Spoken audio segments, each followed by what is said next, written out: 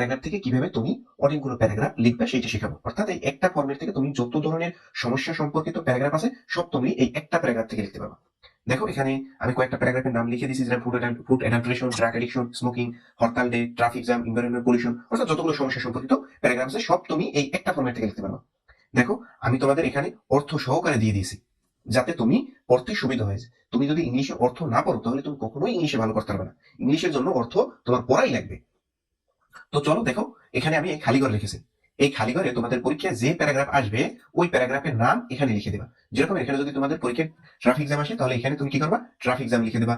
যেরকম এই যে traffic jam has become a matter of great concern all over the world in recent year. অর্থাৎ traffic jam সাম্প্রতিক বছরগুলোতে সারা দেশে একটি উদ্যোগের বিষয় হয়ে দাঁড়িয়েছে।